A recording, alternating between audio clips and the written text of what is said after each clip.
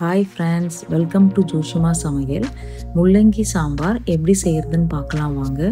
ஒரு முறை இந்த மெத்தடில் செய்து பாருங்கள். நீங்கள் திரும்பவும் இதே மெத்தடில் தான் உங்களுக்கு செய்ய தோணும். இதுக்கு ஃபஸ்ட்டு ஒரு குக்கரில் ஒரு அரை கப் துவரம்பருப்பு சேர்த்துக்கிறேன்.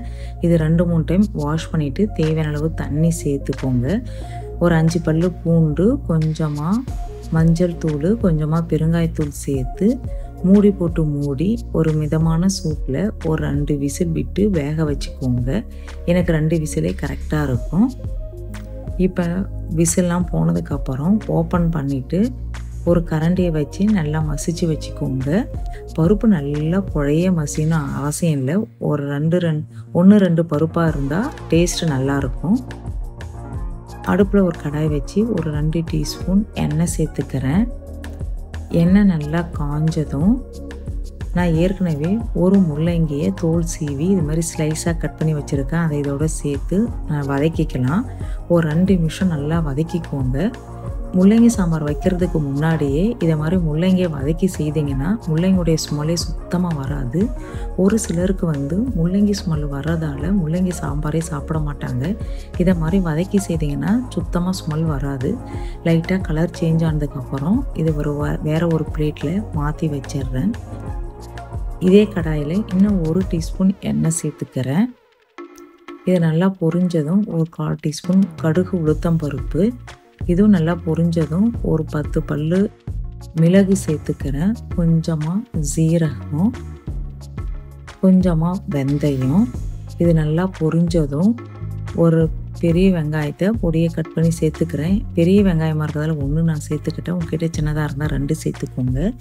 கொஞ்சமாக கருவேப்பிலையும் சேர்த்து வெங்காயம் நல்லா ப்ரௌனிஷ் ஆகிற வரைக்கும் நல்லா வதங்கட்டும். இப்போ ஓரளவுக்கு நல்லா வதங்கிடுச்சு. இதில் ஒரு பெரிய தக்காளியை கட் பண்ணி இதோட சேர்த்துக்கிறேன். சேர்த்துட்டு வெங்காயம் தக்காளி 2மே நல்லா குழைய வதங்கட்டும். இப்போ நல்லா வதங்கிடுச்சு.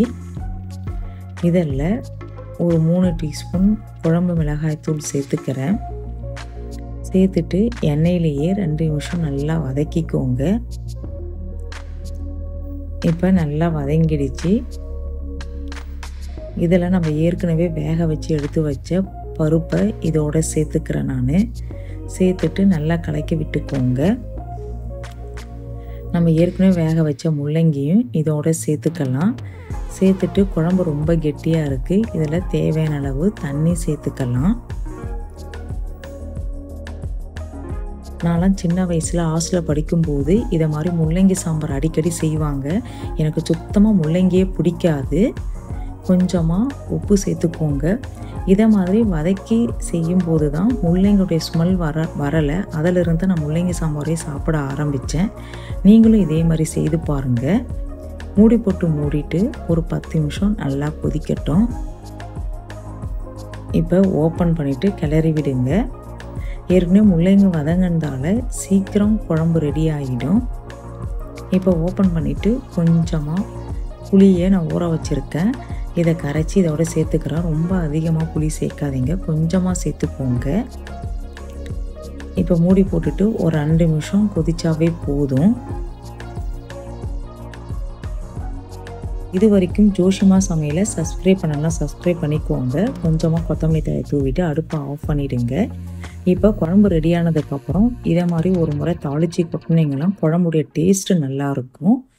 1 டீஸ்பூன் எண்ணெய் சேர்த்துட்டு கொஞ்சமாக சோம்பு, 2 வரமிளகாய், கொஞ்சமாக கருவேப்பிலை, கொஞ்சமாக பெருங்காயத்தூள் சேர்த்து இதை நல்லா வறுத்துக்கோங்க. வறுத்ததுக்கப்புறம் நம்ம ஏற்கனவே ரெடி பண்ணி வச்ச குழம்போட சேர்த்துக்கோங்க. இது மாதிரி குழம்பு ரெடியானதுக்கப்புறம் லாஸ்ட்டில் தாளித்து கொட்டினீங்கன்னா டேஸ்ட்டு நல்லாயிருக்கும். Okay bye. Thank you friends.